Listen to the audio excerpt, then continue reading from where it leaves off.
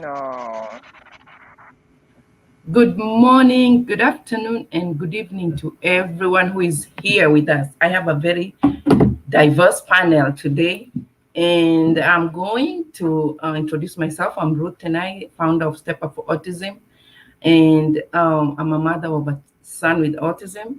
So I'm just going to have the panel go ahead and do the introduction. We'll start with Merit. Hi everyone, I'm Medit Taufidis. I'm from Egypt and I have my master's in special education in ABA. And I've been in RBT for 3 years now. I'm so happy to be here. Thank you, Ruth, for inviting me. Welcome. Evelyn. Hi, everyone. I'm Evelyn Mensah Agu. I'm a special needs interventionist, and I own a center for children with special needs, educational support for children with special needs in Abuja, Nigeria. Nice to Thank be with you. you today. Thank you. Molly. Hi, my name is Molly Olapini. I'm the founder and CEO of the Global Autism Project, and thank you for having me. Thank you, Molly. Ryan. Hello, everyone. Ryan O'Donnell here. I'm a behavior analyst. I no longer practice one-on-one with people. I always like to disclose that up front. I do a lot of media-based stuff, videography, helping other people market share behavior analytic services. So, hello. Thank you, Ryan. Meghna. Hi, my name is Meghna Visaria. I'm from India and currently living in Kenya. I have an MEd in special education and I'm training to be an RDI consultant. Thank you for inviting me. It's lovely to be here. Thank you, Meghna. Megan. Hi, everyone. I'm Megan Miller. I live in St. Petersburg, Florida, and I'm also a behavior analyst. I have a PhD in special education and behavior analysis. I also don't do as much one-on-one work anymore. I mostly do coaching and training and professional development for people around the world. Thank you, Megan. Evangelos. Hello everyone, I'm a speech and language therapist and I have my own clinic in Greece since for 15 years. I have known the autism all over the world. I have traveled in many continents and my specialization is on non-verbal autistics. I made them speak and turn them into verbal. Pleased to meet you. Thank you for inviting me. Thank you. So I'll go right ahead with the first question. And I will jump to Megan. What can be confused with autism? How can autism be confused with any other disorder? Starting out with the tough questions. So I think for me, I do one of the jobs that I have that I didn't mention. I do early diagnosis and assessment here for Florida State University, some research projects that they have. And one of the things that I think is confusing for people is kind of the opposite. They think autism, there can't be an autism diagnosis if a learner is talking or showing various skills. And then I also see that sometimes people think that there's not an autism diagnosis when someone doesn't have language. So they think anyone that doesn't have language has autism. And that's not true. They kind of miss the social communication piece.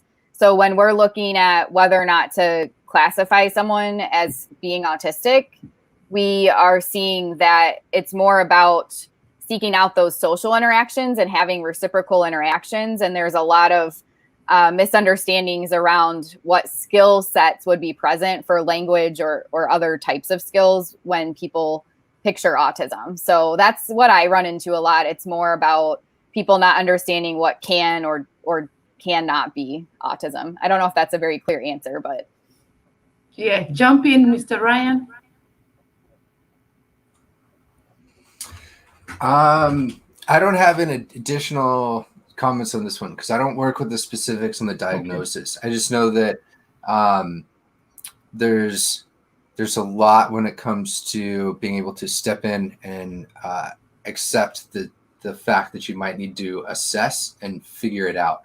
Like for parents, it can be very difficult, and understandably so. All right. Thank you, Ryan. And then I'm going to ask the question. I'll start with Mary.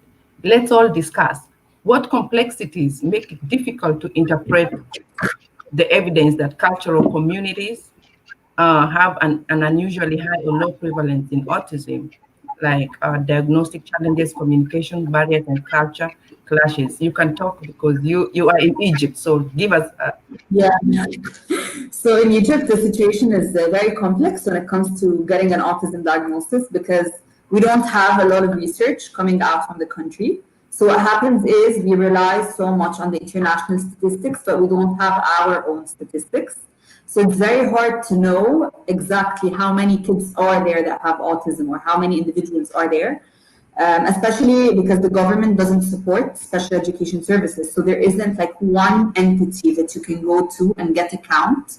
And again, people get very mixed diagnoses, like Megan said earlier, because people confuse autism with so many other things, or they would say, okay, this child has language, so they don't have autism. So you really have a major disruption in how autism is diagnosed. So 10 years ago, there probably was this idea that there are no autistic kids. Like there was a complete denial that autism existed to begin with. And it was so stigmatizing to have a label. So people preferred not having a label at all. So it was very hard to know if there are individuals struggling. And now it's the extreme opposite. It's that there's a new generation of parents who really want to know what their kids have. And the pressure of the parents to know is sometimes pushing professionals to overdiagnose. So it varies across the years. So 10 years ago, there were no diagnoses. It was all under like it was shoved under the rug. Nobody wanted to talk about it. But now, because more people are talking about autism and other disabilities, there's like a new trend of pushing to get a diagnosis to the extent that sometimes kids are overdiagnosed. But at the same time, it's still not very stable. So you don't really see a trend. You don't really know how many kids are there because, again, there is no one official way to, or like one official entity that diagnoses. So it's very hard to say. And because of the looming stigma around having a disability, some professionals would prefer telling the parents that this child is suffering from environmental deprivation rather than saying, okay, this child is autistic. So you can never know how many kids are actually out there because of this. Plus, all the diagnostic tools and all the assessments, they're produced in other languages, which makes it very difficult to re-standardize these assessments here and then reassess based on all the cultural differences and like the developmental change. Like a child developing in Egypt might develop very differently than a child developing somewhere else. So these things are not accounted for when these assessments are made. So it can be very complex to just take something produced in the US and then try to apply it in a completely different continent. Thank you, Mary. That's very broad. Molly, can you add to that, even with your travels? You're muted.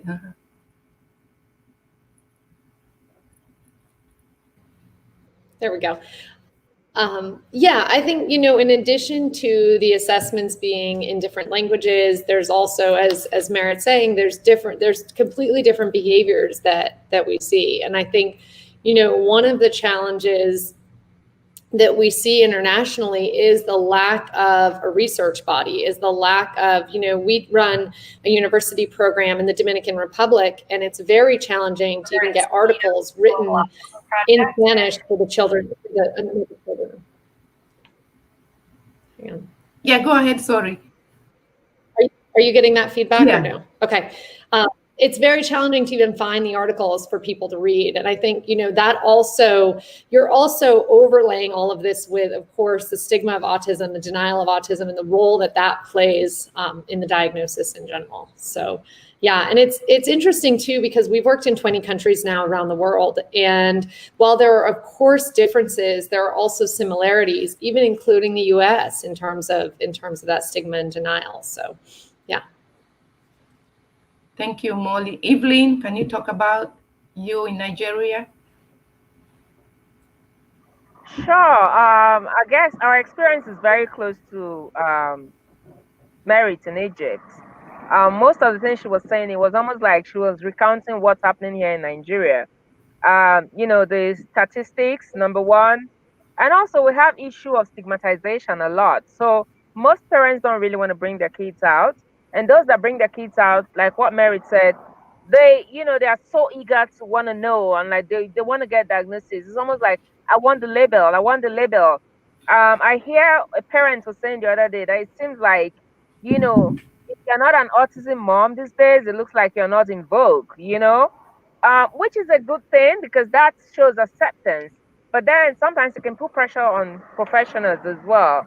So yeah, the diagnostic tools, statistics, because that is another big deal. Most of the time you want to get consent from parents, like, okay, just in case we need to present this for statistics. Are you okay with us using this? Oh, no, no, no, I don't want. I'm not into that. I don't want everyone to know that I have a child with special needs. Okay, there are some good progress that your child has made. Can we put this online so that other parents can, get hope from me to say, okay, my child can actually go from here to there. Oh no, I don't want that because, people who know me, they don't know I have a child like this. So all of that can really contribute to, complexities in terms of, dealing with autism. So we have quite similar case. Merit, we need to link up because it just seemed like you were talking about our case here. So yeah, we're going through that too. Thank you, Evelyn. Evangelos, can you add to that? I think, excuse me, I agree with all of you, but I need to add something.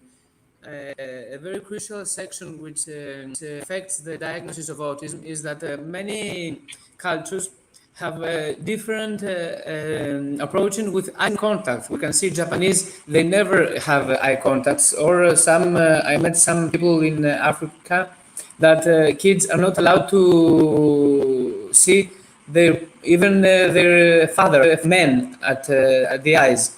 They are not allowed to have eye contacts. Or North Europe countries, they don't smile a lot, or they don't. They need much time to give you their eye contact. So it's a differentiation of autism diagnosis, even in countries, or even in the same country, we can see differences.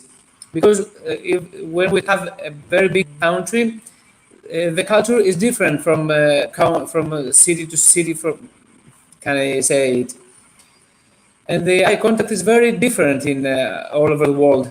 I have seen many differences about socializing. This Thank is you. I would like to add. Okay, thank you, And Evangelos. Megna. many times autism is a misdiagnosis with depression or stress disorders, compulsive obsessive disorders, ADHD, SLI. We can meet many kids without speaking, but they don't have autism. They have SLI or dyspraxia problems. So you have many misdiagnoses many times. Thank you, Evangelos. Megna, can you add to that? I think I agree. I think everyone covered so much about this topic. And I've recently moved to Kenya. It's only been 6 months. But I do see that the acceptance here is much higher, I think, in comparison to these other places we're talking about. I think acceptance in the sense that, they want to go in for a diagnosis, they want to know what is going on. I see that the follow up is where I notice cultural differences. How involved the parents would be, how accepting the school would be. I see a lot of differences in that area. Yeah, I think that's all I had to add to what Megan, you everyone want to else said. jump in a little bit? So I haven't worked as extensively in Africa or Greece, but I have, similar to Molly, I've provided services in a lot of different countries, and I see similar issues across the different places that I go. I don't think I really have a whole lot to add. I definitely agree that there's difficulties with the assessment process and having culturally relevant assessments and really learning more from the different cultures throughout the world around what a diagnosis might look like in that specific culture. And that can make things a lot more difficult. I think one of the other things too that might need to happen is some sort of dissemination for people around learning how to be responsive to differences. And so, you know, for a long time, there was the awareness raising of that autism even existed, and that's still going on in certain places. Some places are now more of like an acceptance level and looking more into support. So trying to help just disseminate across the globe, really, that even though differences exist for people, whether it's autism or something else, we can all kind of be responsive to each other and support each other and not see it as like an other situation where it's something really negative. Thank you so much, Megan. Ryan, you can put a note on that. Yeah, so to kind of piggyback off that, I'd like to echo like everyone else, and these are great points being made. Totally agree with them. The one thing I think I can contribute here is I think there's an opportunity for some translating of what we know does work. So like we do know basic processes like reinforcement, and certain things like how to evaluate research are pretty consistent across different countries, borders, cultures, etc. So I think there's an opportunity here for people in their country, in that context, that knows that culture, that lives those sort of things, to start helping translate and kind of filter through, like, what can we for sure say can translate, but what do we need to start essentially researching, figuring out, replicating, whatever, as soon as possible. That doesn't address, obviously, the need for like those systemic resources to be able to answer those sort of questions whatsoever. But there's an opportunity, I think, to kind of translate some of what we know that works, and then figure out a game plan and a road down the to start working on. Thank you, Ryan. Anybody wants to add to that, or we go to the next questions, which I will ask. I'm going back to Molly. As an individual, what contributions have you made or making to parents, professional towards autism, and what have you had that negatively, positively has impacted you as a profession on your journeys at home or anywhere else in the country? Unmute yourself. I've never used the internet or something. I've been on Zoom longer than most people I know, and I still don't feel fluid about it. So my work has really been focused on, in the work of the Global Autism Project, on building local capacity, so providing services. I learned early on as somebody who is not Ghanaian, the founding of the organization is I was living in Ghana for 2 years. And I learned early on that I was not going to be the best person to be talking about autism throughout the community for a couple of reasons. One, for the stigma of autism, and it really wasn't helping to have somebody come in from another country close to 20 years ago talking about something that they, as Merritt brought up, denied the existence of. But the biggest reason is because I'm not Ghanaian. I don't, I could live in Ghana I could have stayed in Ghana for the past 20 years and it wouldn't make me Ghanaian, and it wouldn't give me that cultural foundation and understanding that people in Ghana have. And so in terms of what I have done with parent training, it's been very little that I've personally done. What we've done really is more facilitated the training for the people working in the local autism center and the local parent community. And it's a really interesting dance because there is this tendency I've noticed in some countries where we've worked to listen to the foreign people and hear what we have to say. And I remember Meghna being at Kaizora in Kenya, and it was one of my proudest moments when a new parent came and asked me some question about their son, and a seasoned Kaizora parent said, "What are you asking her for? She doesn't even know your kid. She's never met your kid. You have all this team here to ask." And so I will say that at all of the centers that we work with, and our partners work with each other as well, they have really been focused always, because of the lack of awareness and understanding of autism, they've been very focused on parent training, more so I think than we see even here in the US in a lot of cases. And that has served them so very well throughout COVID to have had that parent training and those strong parent relationships in place. So in terms of, I'm just looking at the, what have I heard that's negatively or positively impacted me? I mean, I think it's, as I said, I learned early on that I wasn't going to be the face of autism awareness in Ghana, which was a really just such a valuable lesson, informed everything that we've done.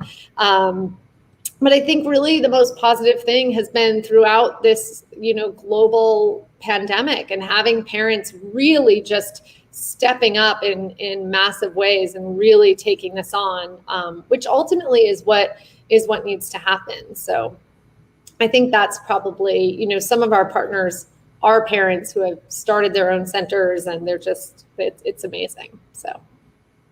Thank you, Molly. Mary? Sure. So I think for me, one of the things I've been trying to do, like Ryan said, was for the past year, taking what I know and translating it and making it accessible in Arabic. So for the past few months, especially during the pandemic, I tried to do free online trainings in Arabic, where we would take like popular terminology and translating it and making it accessible to both parents and professionals. And like earlier this year in April, Radwa had started this autism campaign where we took very popular research in the area of feeding, in the area of potty training, in the area of like the different pivotal skills that children need to learn. And then we did like free webinars in Arabic for parents and professionals. So my work at the time being mainly focuses on making ABA and other evidence-based interventions accessible in Arabic, teaching people about the very, very, very basic principles, especially the professionals that are still getting into the field, and making what we know works accessible in the native language. At the same time, I'm very active on social media with parent groups and like other disability groups in Egypt, trying to help parents reach evidence-based therapies, and trying to form a network with other professionals in the country, other ABA professionals, and people like in the speech field and in the diagnosis field, like psychologists and psychiatrists, and trying to form a network or like a trusted network of professionals where we can refer parents so they can get a proper diagnosis and understand what is going on with their children and start in the right place. Because as you know, because autism is still new, and coming into the awareness that autism exists is something new here for us. So what happens is parents go into a lot of fad treatments and like other things, other popular treatments that are not evidence-based.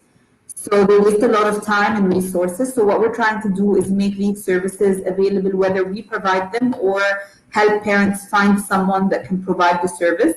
So I formed a network of professionals that I'm connected to, and we're all connected to each other, and we try to work together, although we work in different areas, to help people reach the right services.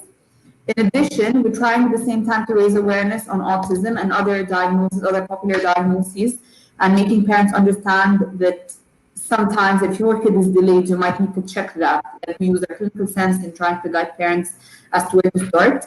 One of the things that I've heard all the time, and it might sound very negative to people, but I find that this is what drives me to do the work I do, is that it's a hopeless case. Nothing's going to change. There are tycoons in the field that are just all over the field, and you never get there.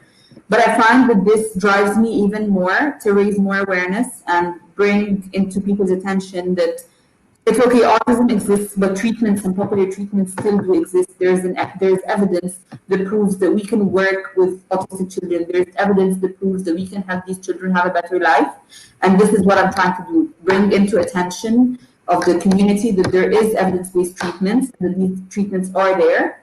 And at the same time, trying to help individuals that want to pursue degrees to find scholarships to study ABA and other evidence-based stuff, because I personally got into a scholarship program myself. So I'm just trying to facilitate the process for other professionals who are starting to find their way so we can make evidence-based treatments available for everyone. Thank you, Merit. Megan?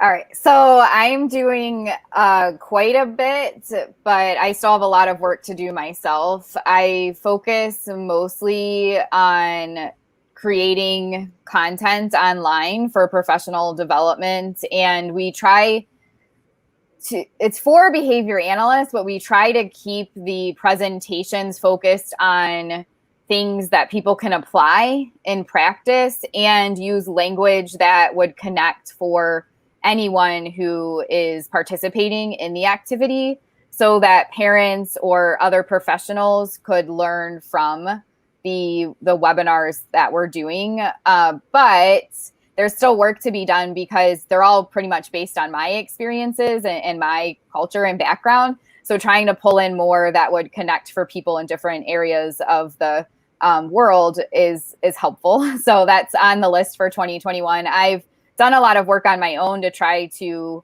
learn from people, and I've especially learned a lot from Molly and the things that they've been doing at the Global Autism Project. But going to conferences in different countries and learning from the people at each conference has helped grow my skill set, but that's still not the same as having people who are living in different areas and experiencing different things create, presentations for people. So that's next on the list. Thank you, Megan. Wow, that's interesting. Evelyn, do you want to add to that?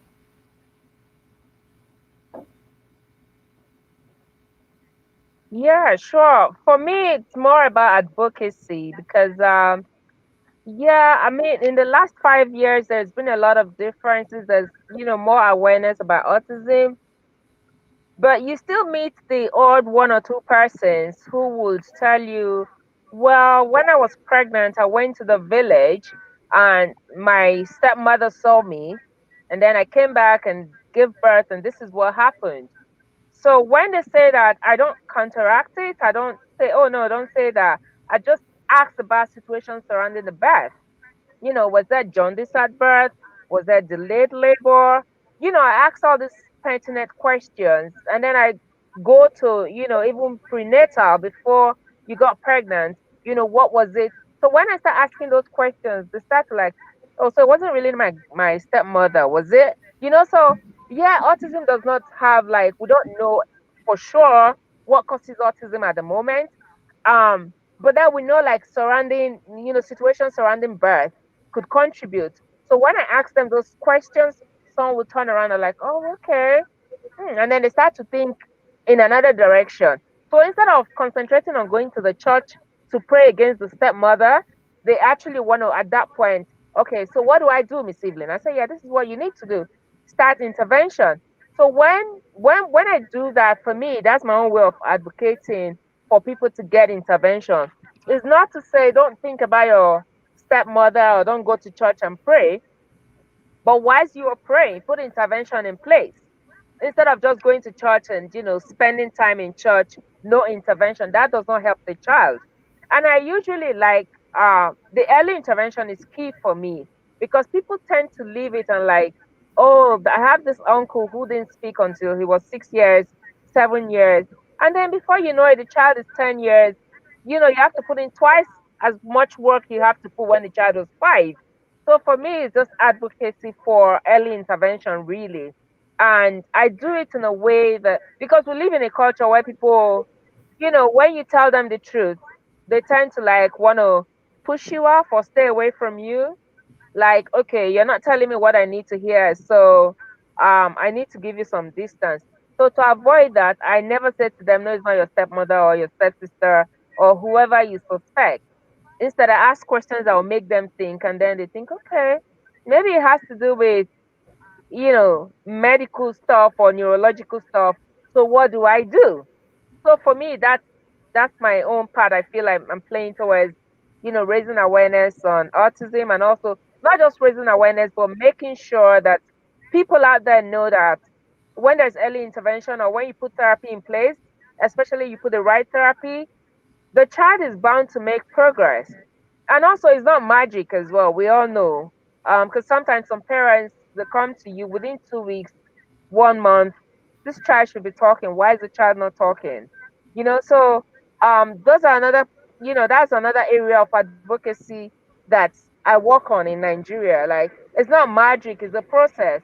And with process, it takes time to achieve your end goal. And I mean, so that's what we're doing basically.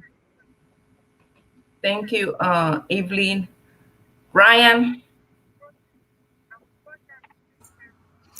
All right, so kind of similar to Megan, I don't have anything I'm actually doing at the moment, but one thing I am working on putting on more and more online is just more accessible content for people that are interested in learning about behavior analysis and the approach that it takes, not only to early intervention, but other applications. So we'll have a lot of that out over the next, I think by the end of the year, we'll have somewhere roughly around about 45 hours between both this thing what we call on location and then another piece that we call ChatCon, some of the old conference talks there. So we're putting out information there that professionals can consume and start to understand and see if they want to pursue it more in their local context, culture, etc. But it is, again, like Megan said, from the U.S. perspective, or thank you, largely North Ryan. America. Megna, So my approach, it has taken me a while to realize what I really wanted to work on when it comes to individuals with autism. And I've realized parent training is something that I really want to do.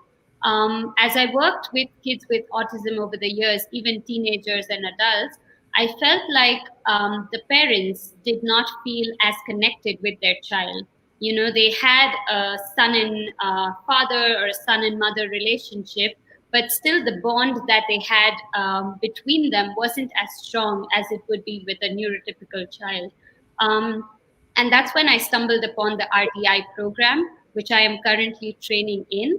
And it looks at understanding a parent's perspective, a child's perspective, and bringing them together to develop a relationship.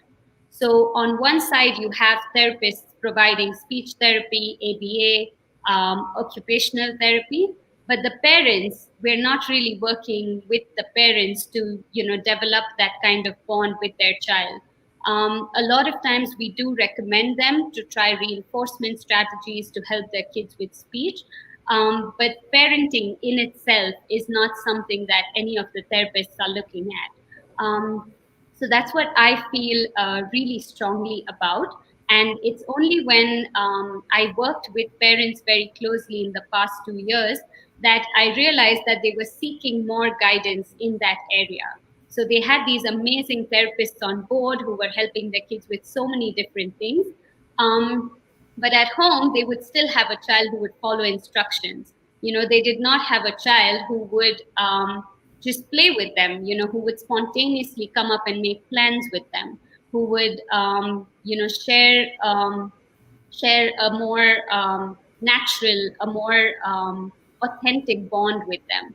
So that's what I am really driven by, and I'm hoping to help as many families as I can to put these things together for their child, and not just for their child, for their family. Yeah, so that's what I'm working towards right now. thank you, Megna. Evangelos,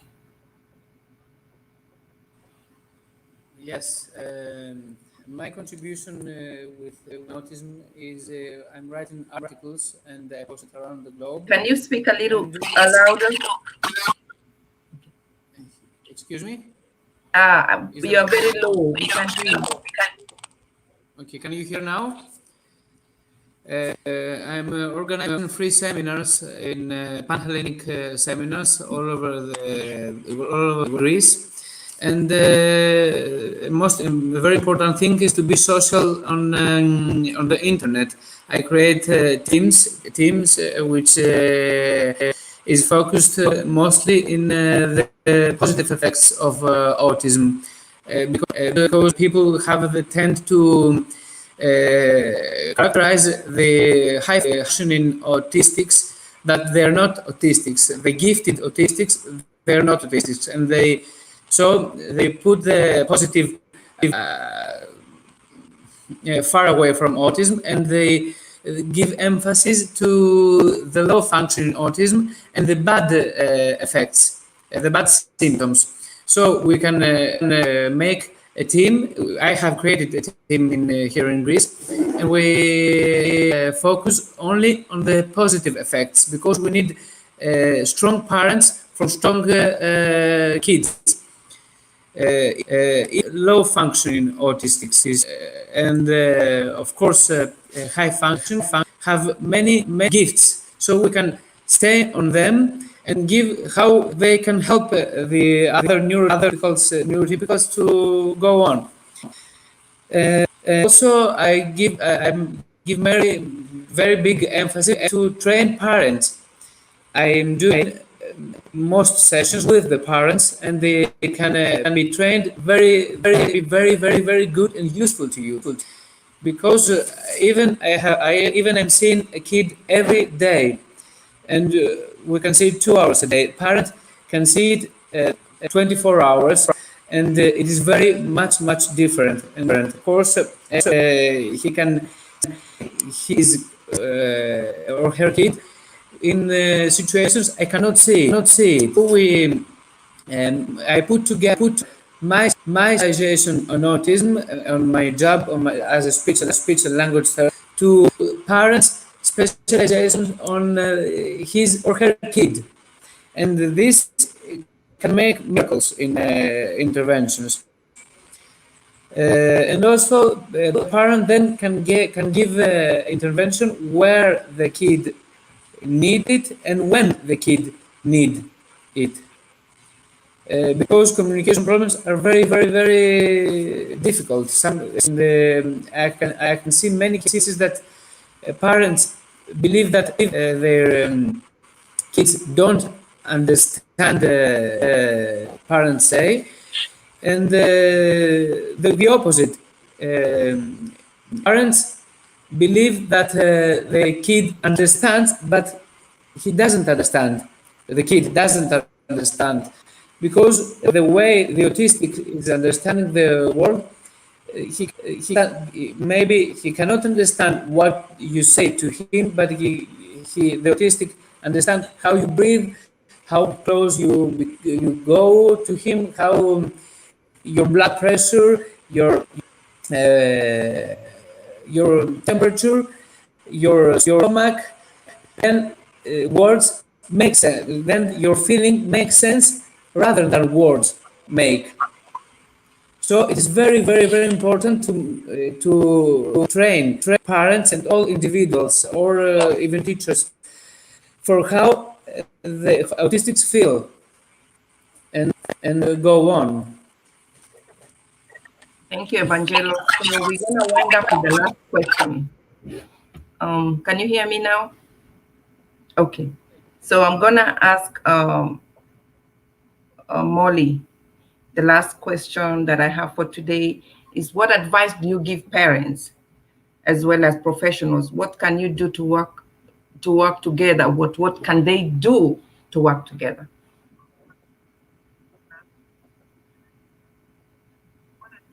I was so ready that time too.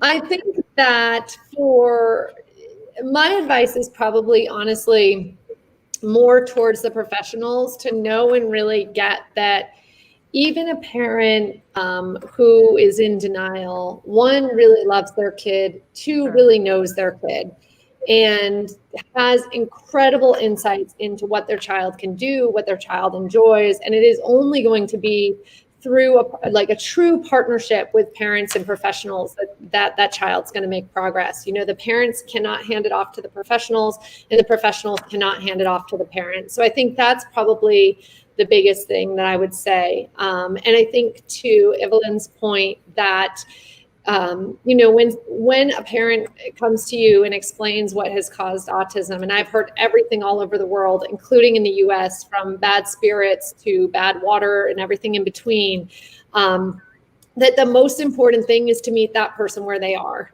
to not make them wrong for what they believe about what is causing autism. And I think perfect, Evelyn, right? To just ask questions. And, you know, I can't think of a single site that we've worked in where I've not seen parents shift their beliefs around the cause of autism, where I've not seen professionals shift their beliefs around the cause of autism. We really talk about at the Global Autism Project doing with and not for. And I think that applies not only to parents working with their kids, professionals working with their kids, but you really have to find that place of overlap where parents and professionals can kind of agree on what some goals are for this child, so that they'll be able to be successful. And I think the last thing I would say to parents is that parenting a child with autism can be one of the most rewarding experiences of your life. It can really, I really believe, having met kids with autism all over the world, have colleagues who are adults, autistic adults, that these kids really choose their parents. That they really do. They make a choice before they get here, and they end up with just parents who step up. And I know just from 20 years of traveling and working internationally, that especially when you're in a place with lower understanding of autism and fewer resources, and in turn, and a higher not a higher stigma, but just more of a stigma around autism, it can be really, really challenging. And I can tell you, having done this for a long time, that stay the course, believe in your child, and they will amaze you. So that's what Thank you, Molly. Thank you so much. Ryan? I don't have much to say other than just echo what Molly just said. I learned on the trip that I went over to the Pan-African Congress and Autism's conference that much of what she said, and saw it being lived out there too, especially the do with not for. I think is a very good thing to take as a professional if you're trying to help out there. Always remember, do with not for. Megan? I hate to keep repeating, but I would agree with what Molly said about do with not for. The other thing that I'm focusing a lot on right now, and I'm actually starting a class tomorrow, we'll see how it goes, is just that compassion. We can all talk about being compassionate and trying to perspective take, but when we're working with other families, or if we're working in different areas or even in our own countries, we need to understand that not everyone's lived experience is the same as ours, and approach things with compassion and curiosity. It's hard to do with, not for, if you don't do those things. So that's something I thought I wasn't that deficient in, but as I learn more and more, I realize it's one of those things where you don't know what you don't know, and there's always tons to learn. So really being able to connect with the families and learn their perspectives, and especially even for the clients, really trying to figure out, how to best support them and take in the values for everyone, the family and the learner that you're trying to support and help. Thank you, Megan. Mary, do you have anything to add to that? Almost closing. Yeah, so I agree with the Molly 100%. I think for parents, it's very important to trust their gut. You know what's wrong with your child. If you feel something is wrong, or if you feel that your child is delayed, trust your gut. And at the same time, believe in your child. Your child has so much that they can learn, and they have so much that they can offer, and they have so much that they can develop. So trust your child. And for the professionals, I think empathy is number one. Sometimes we get caught up in our professional hats and like sitting there and being judgmental about how the parents feel about the whole situation or how they address the whole situation. But empathy is key, and involving parents and prioritizing what they find important, because I think this is one of the cultural things that we have here, that like you put on your professional hat and you just think you know better, but truth is the parent knows what their kids need. The parents have goals for this child, and it's our job to help them go where they want to go, not go where we think they should go.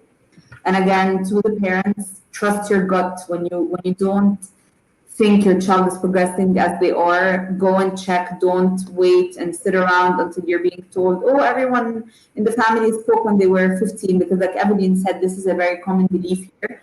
So when you feel that your child is not going where they're supposed to go, trust your gut and go with it and seek help. And at the same time, I believe, like for parents, I would say ask so many questions. Don't just take what you're being told for granted. Question it and test it and see if this is what you want to do. Look up resources online. Check if what you're being told is evidence-based or not, so you don't waste your resources.